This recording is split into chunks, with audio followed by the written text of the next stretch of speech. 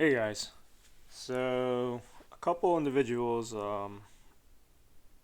reached out to me to ask me if I can do some videos on understanding how to read the chart more and identify entry points and exit points in trading a particular security.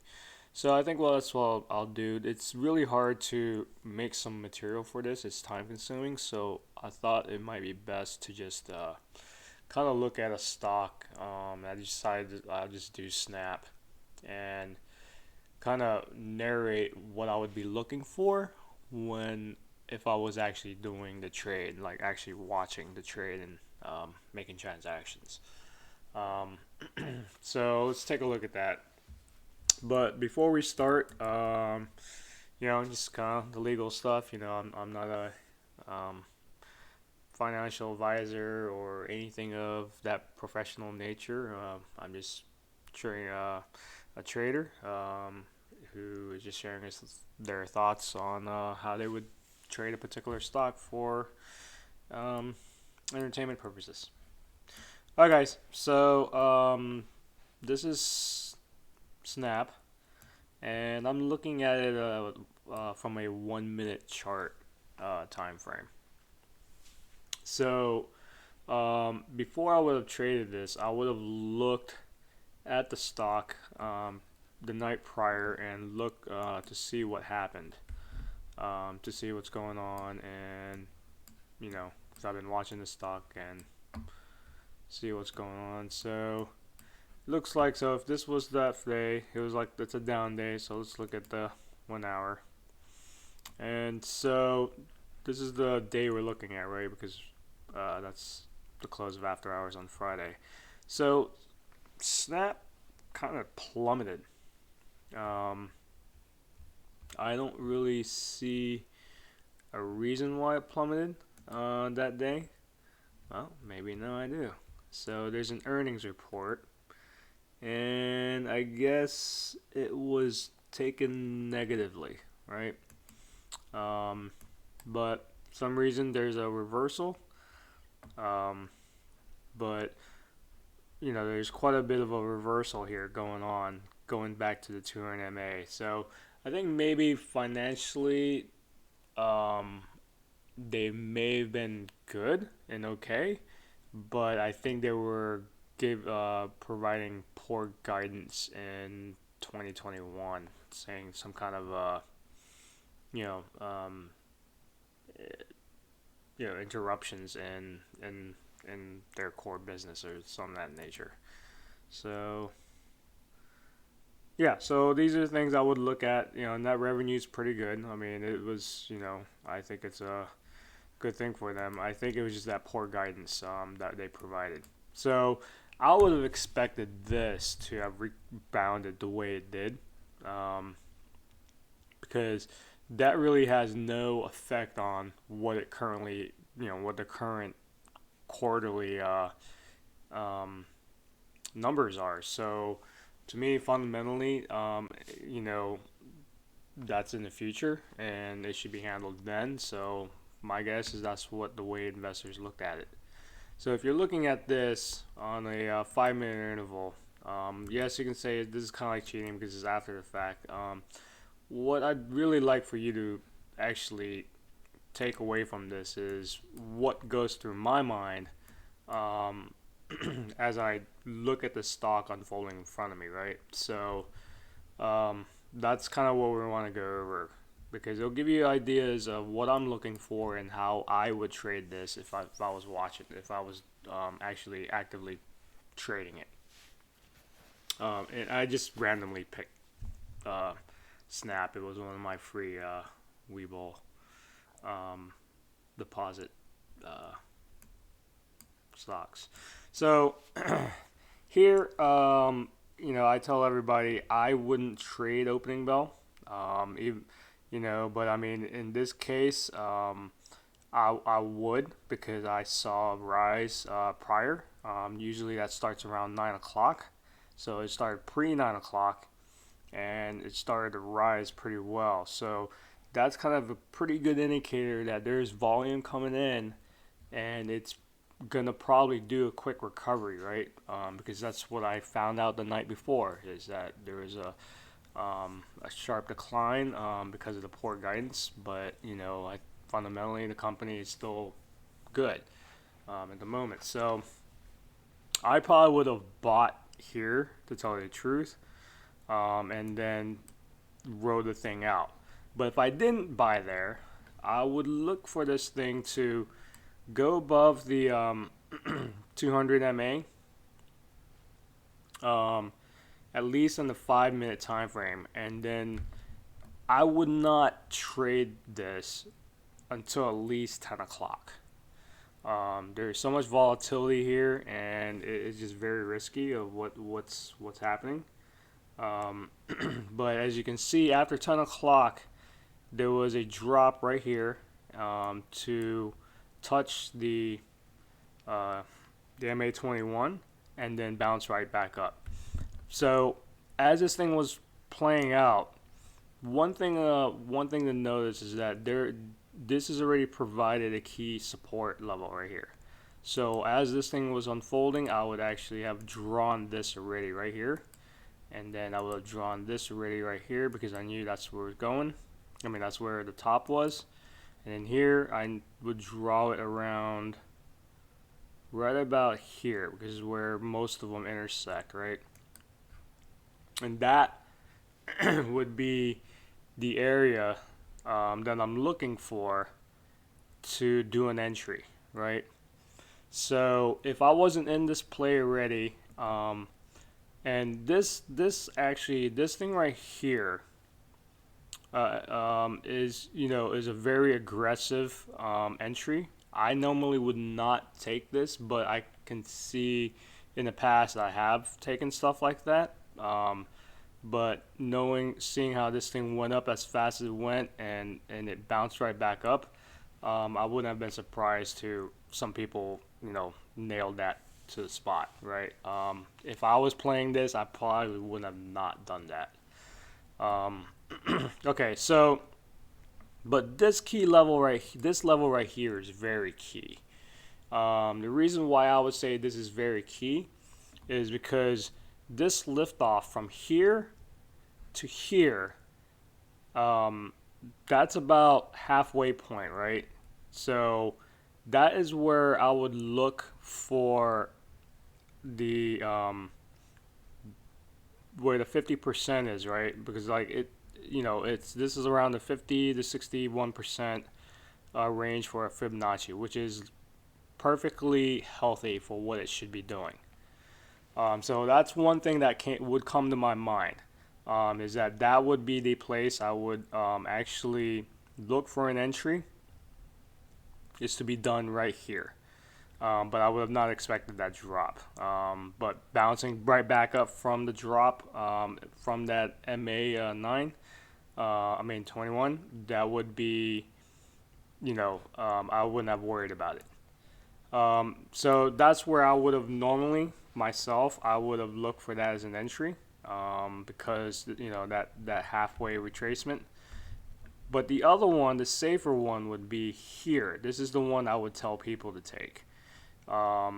This is what I would recommend, is to where it goes above, some of these candles here. I would say, like, I would go above this candle right here. So I would put it up like around here and have it hit, but my stop loss would be around the lowest of these candles here, right? So it'd be around there. I would not have gone any lower, and that's kind of a key support area right here. So maybe this around here, or maybe give it a little breathing room right here. So this would be, I would make it here. Let's say that would be red for my stop loss.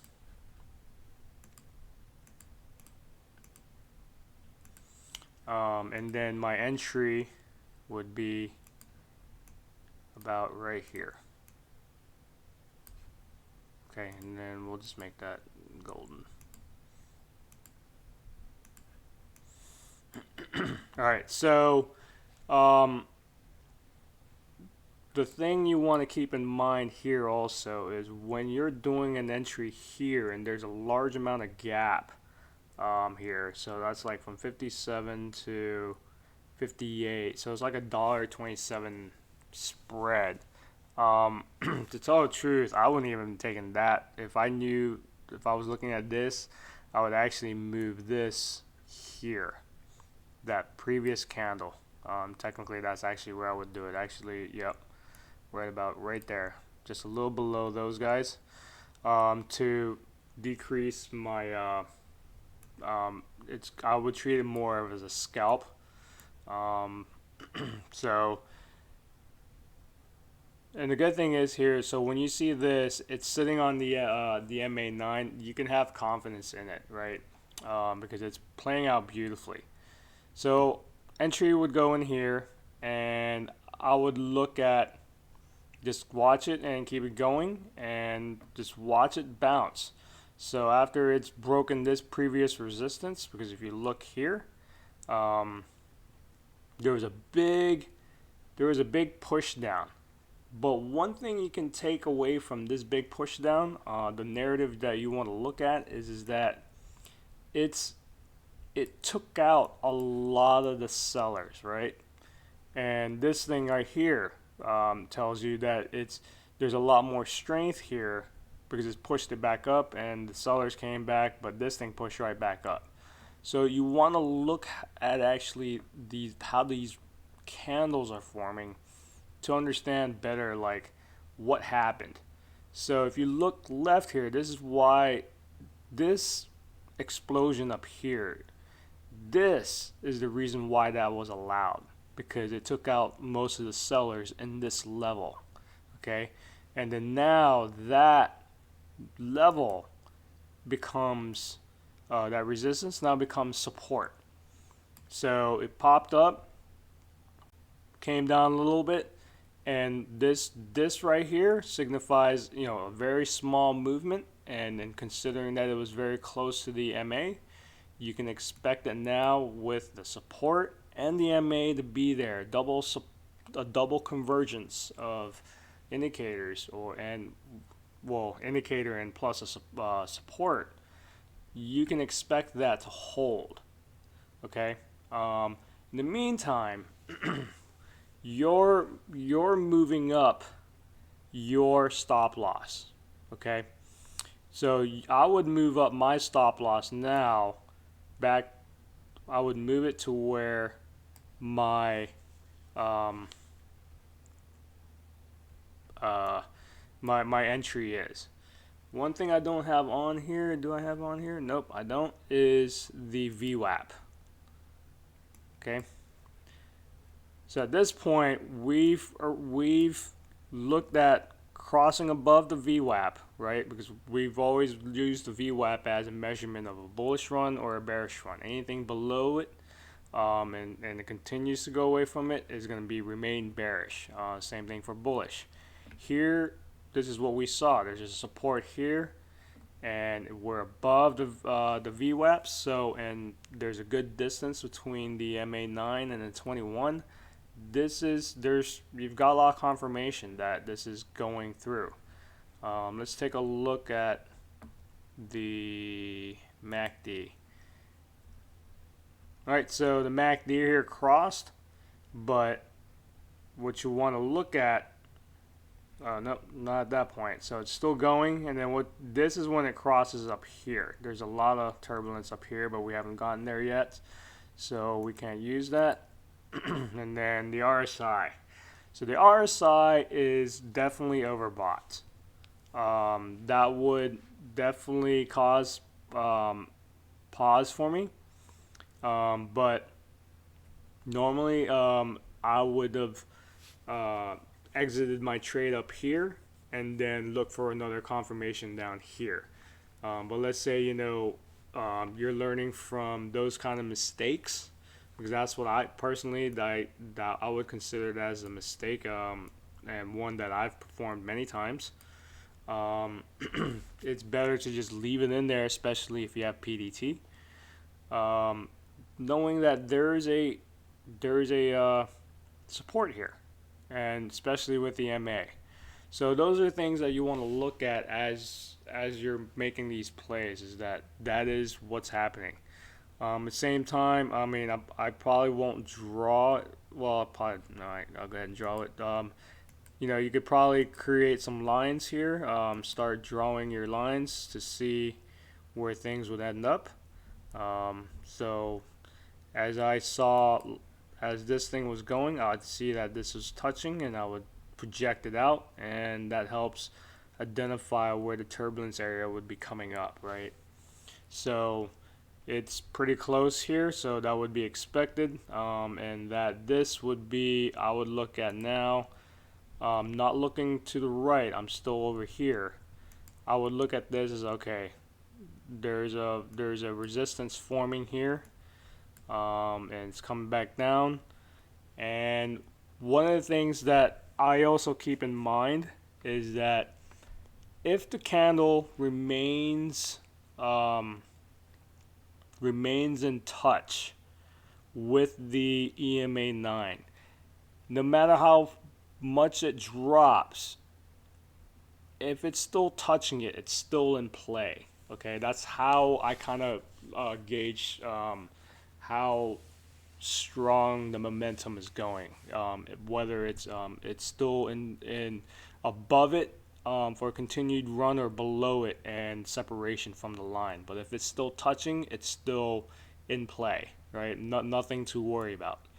So here at this point, I would have I would have raised my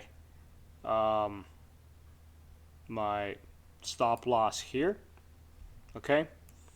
And then as this thing is going, the thing I would notice here that is important is that here, this distance from here to here, the halfway point is where this thing stopped, and it didn't go any further.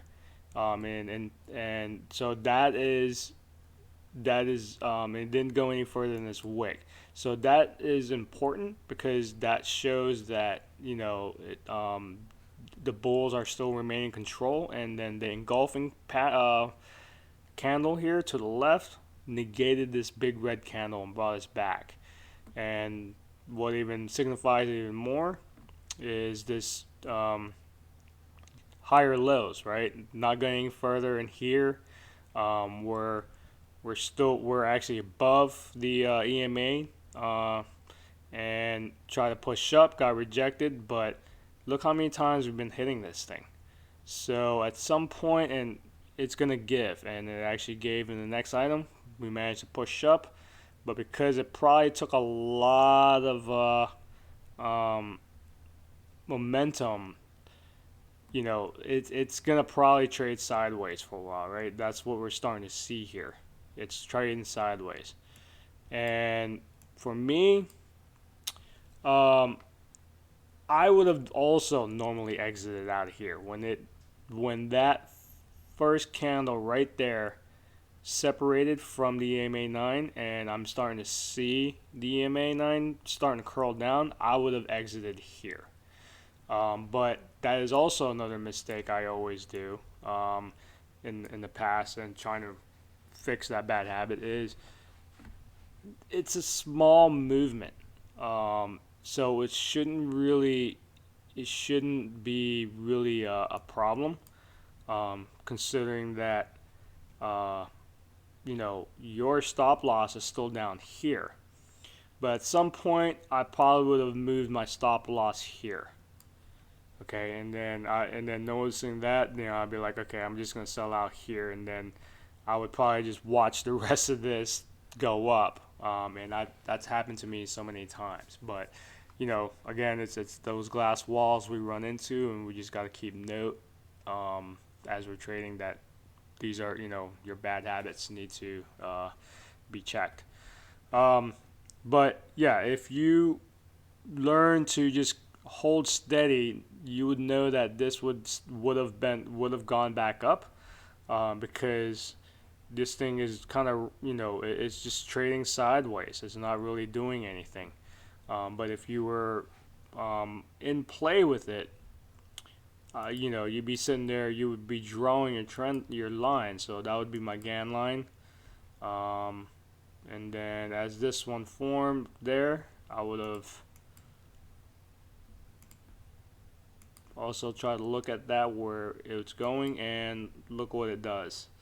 It kind of identifies, where the change in momentum would have occurred.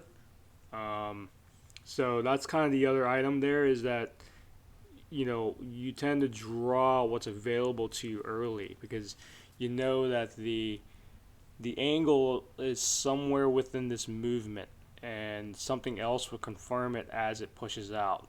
So it may not make sense in the beginning, but you know you'll see it occur, that later on it does manifest itself.